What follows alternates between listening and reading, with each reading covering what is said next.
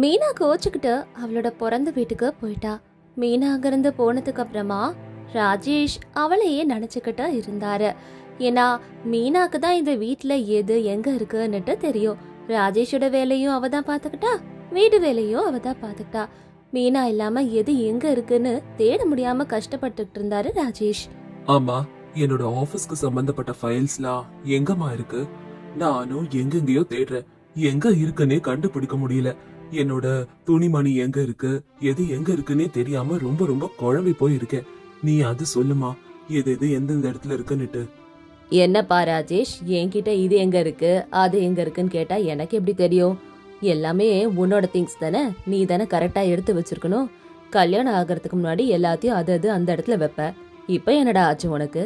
என்கிட்ட வந்து கேட்டா எனக்கு எப்படி தெரியும் உன்னோட ஆபீஸ் ஃபைலு துணிமணி எங்க இருக்குன்னுட்டு? அது சரி, கல்யாணம் ஆனதுக்கு அப்புறம் நல்லாவே மாறிட்டடா நீனு. அதான் அப்புறம் அப்படியே போட்டு போயிடுவ. மீனாதான் எல்லாத்தையும் எடுத்து வைப்பா.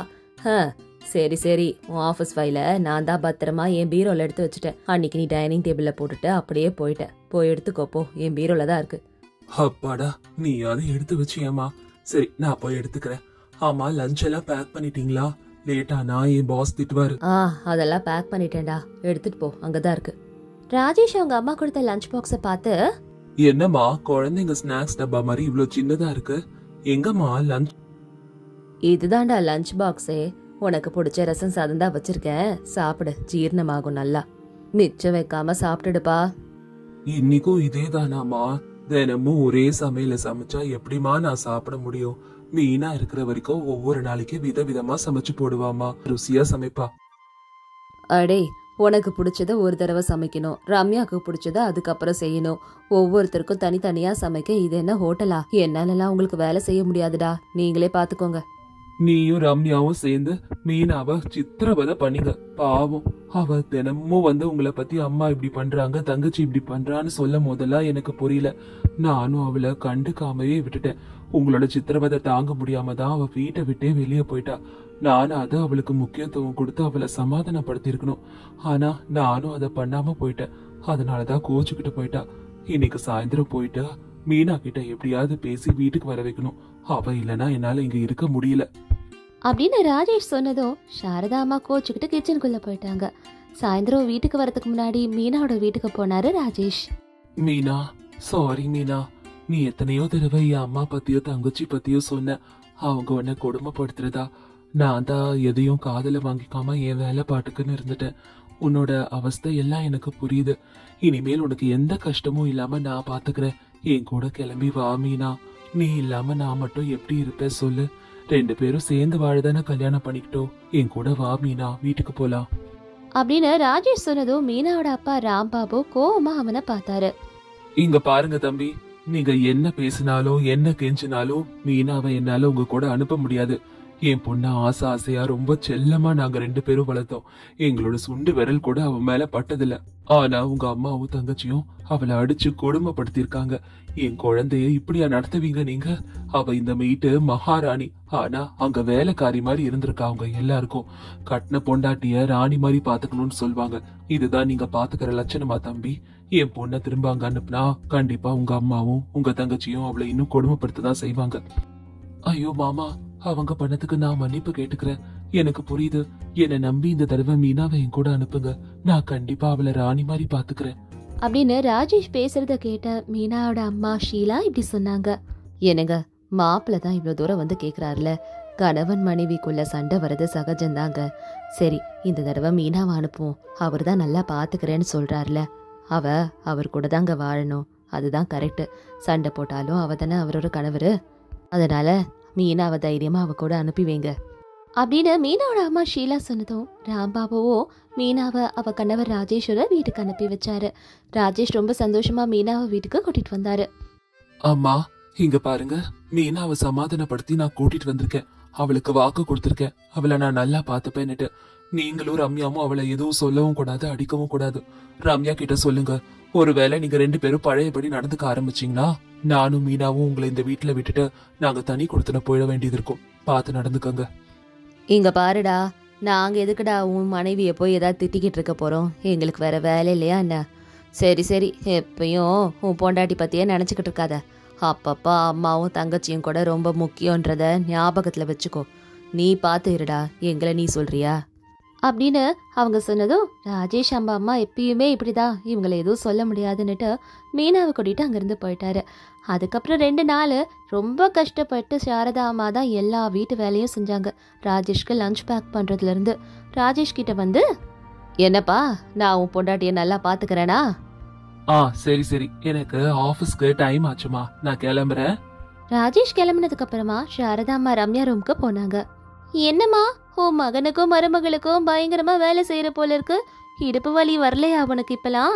அடி போடி, உங்க அண்ணன் என்ன அந்த மாதிரி மிரட்டி வச்சிருக்கான். இப்போ நம்ம இவ்வளவு திட்டினோம் அடிச்சோன்னு வச்சுக்கோ, உங்க அண்ணனும் அவ்வளவு சேர்ந்து தண்ணி கொடுத்துனோம் போயிடுவாங்களாம். நம்ம இப்படி வீட்டு செலவெல்லாம் சமாளிக்கிறது? அவன் இருந்தாதான் வீட்டு செலவுக்கு கரெக்டா இருக்கும். என்ன பண்ண சொல்ற? எல்லாத்தையும் சகிச்சுக்கிட்டு எல்லா வேலையும் செய்ய வேண்டியதான். எல்லாம் என் நேரம். அவ ஒரு டவுரி கூட கொண்டு வரல இந்த வீட்டுக்கு, ஆனா இவளுக்கு நான் உழைக்கிறேன்.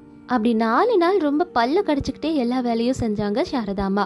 அதுக்கப்புறமா வழக்கம் போல கொஞ்சம் கொஞ்சமா வேலை வாங்க ஆரம்பிச்சாங்க மீனாவை. மீனாக்கு தான் இதெல்லாம் செஞ்சு பழக்கம் இருக்கே, அதனால ஒவ்வொரு வேலையிலையும் மீனாவை இழுத்தாங்க. ஒரு நாளைக்கு அவளை சமைக்க சொல்லிட்டு சாரதாம்மாவும் ரம்யாவும் தூங்குனாங்க. மீனா சமையலை முடிச்சுட்டு ரம்யாவை எழுப்ப ரூமுக்கு வந்தா.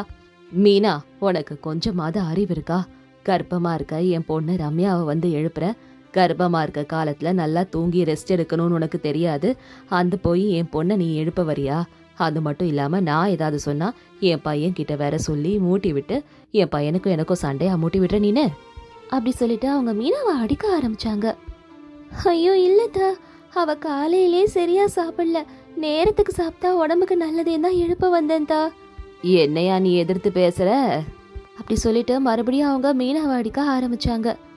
அப்பா, நிம்மதியா தூங்க கூட விட மாட்டீங்களா அப்படின்னு மீனாவை ரூம்ல இருந்து வெளியே அனுப்பிச்சு தாப்பால் போட்டுட்டாங்க 2 பேரும். கொஞ்ச நேரம் கழிச்சு மீனா சமைச்சத நல்லா சாப்பிட்டு அவளுக்கு கூட எதுவுமே சாப்பிட்றதுக்கு மிச்சமே வைக்கல அவங்க.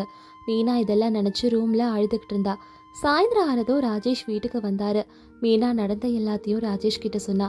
ஆனா ராஜேஷ் அப்பதான் ஆபீஸ்ல நடந்த பிரச்சனையால ரொம்ப சோர்ந்து போய் இருந்தாரு. அவரு மீனா கிட்ட, அப்பா, ஆபீஸ்ல நடக்கிற அந்த பிரச்சனையை பாக்கவா, இல்ல வீட்டுல உங்களை சமாதானப்படுத்துற வேலையை பாக்கவா? என்ன நிம்மதியாவே இருக்க விட மாட்டீங்களா? எதுக்கு என்ன இப்படி தொந்தரவு பண்றீங்க? ராஜேஷ் ஏதோ ஒரு டென்ஷன்ல இருக்காருன்னு புரிஞ்சுக்கிட்ட மீனா அமைதியா போய் கிச்சன்ல வேலை பார்க்க ஆரம்பிச்சா. அப்ப சாரதா அம்மா ராஜேஷ் கிட்ட வந்து, என்னப்பா ராஜேஷ், பாக்குறதுக்கே ரொம்ப சோர்ந்து போய் இருக்கியே, ஏதாவது பிரச்சனையா? தலை வலிக்குதாப்பா?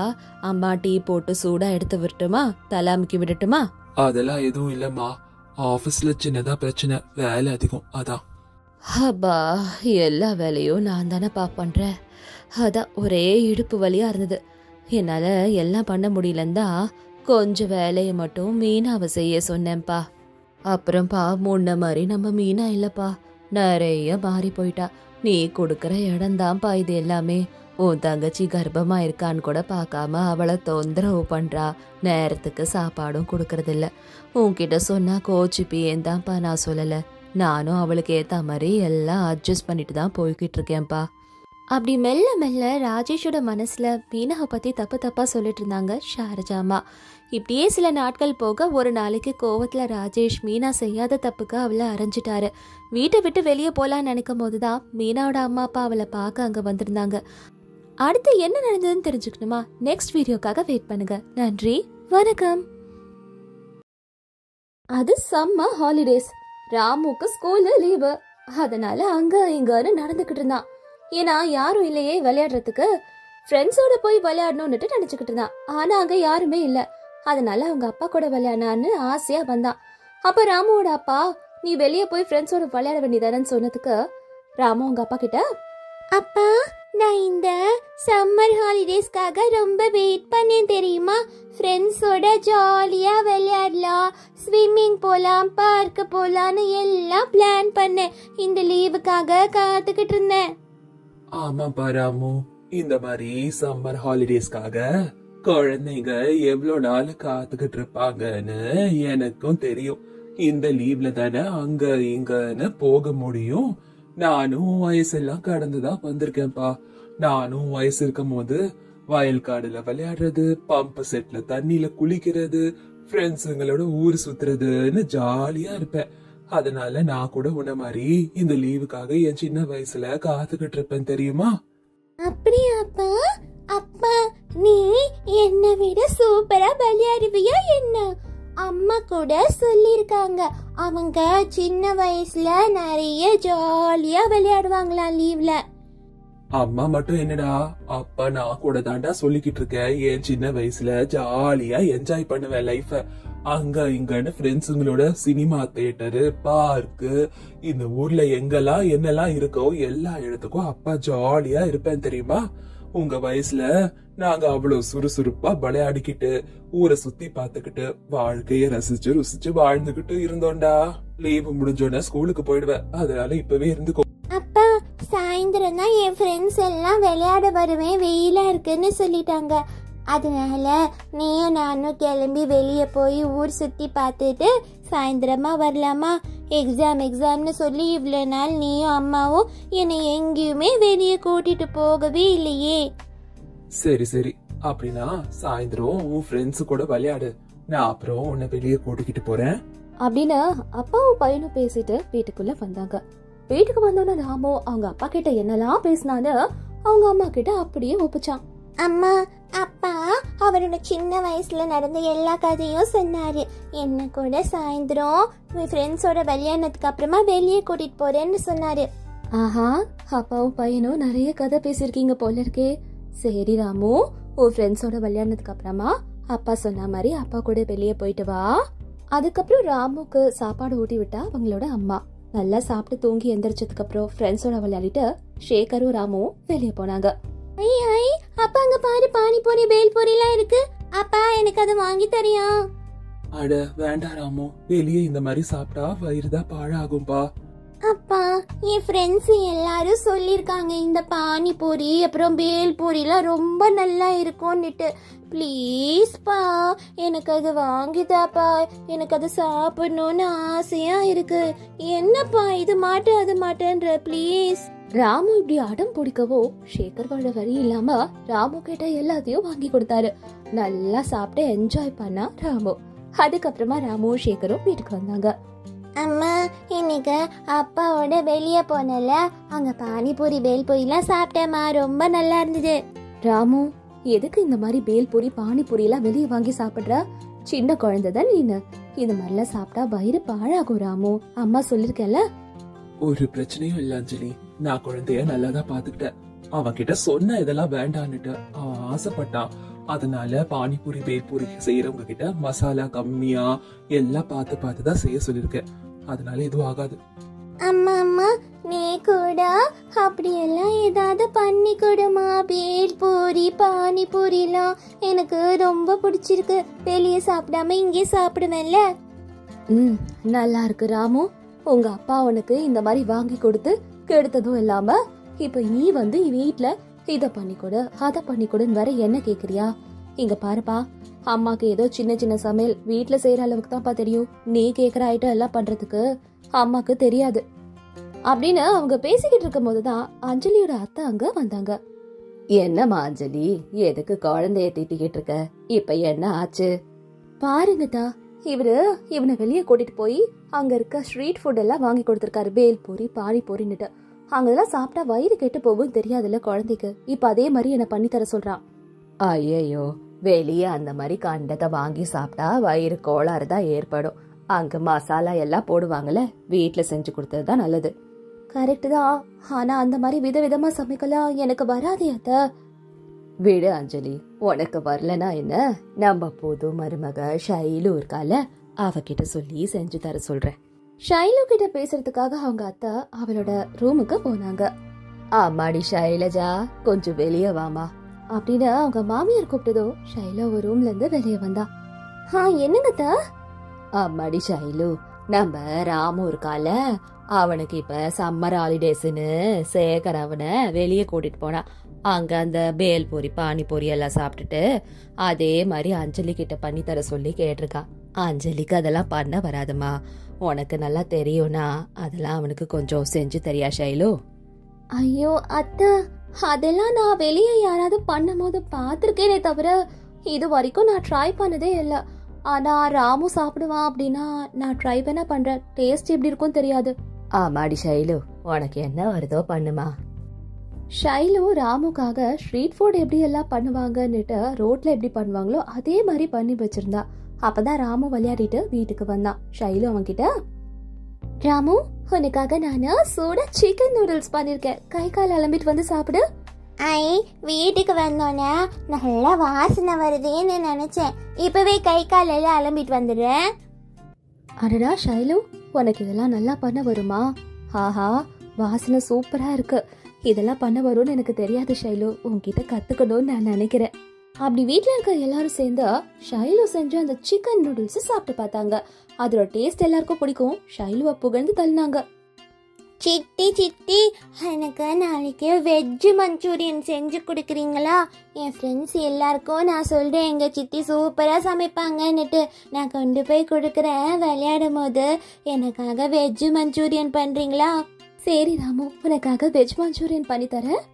அடுத்த நாள் கூட ராமு கேட்ட மாதிரியே வெஜ் மஞ்சூரியனை தயார் செஞ்சு கொடுத்தான் ஷைலு. இப்படி தினமும் ராமு ஏதாவது இது வேணும் அது வேணும்னு கேட்பான். ஷைலுவும் சலிக்காம அவன் ஆசைப்படுறானேன்னு எல்லாத்தையும் சமைச்சு கொடுப்பான். வீட்டுல இருக்க எல்லாரும் ரசிச்சு சாப்பிட்டுட்டு இருந்தாங்க. ஒரு பக்கம் பயங்கர வெயில், இன்னொரு பக்கம் தினமும் ஃபாஸ்ட் ஃபுட் சாப்பிடுறது. இப்படி சாப்பிட்டு சாப்பிட்டு ராமுக்கு கொஞ்ச நாள்லயே உடம்பு சரியில்லாம போயிடுச்சு.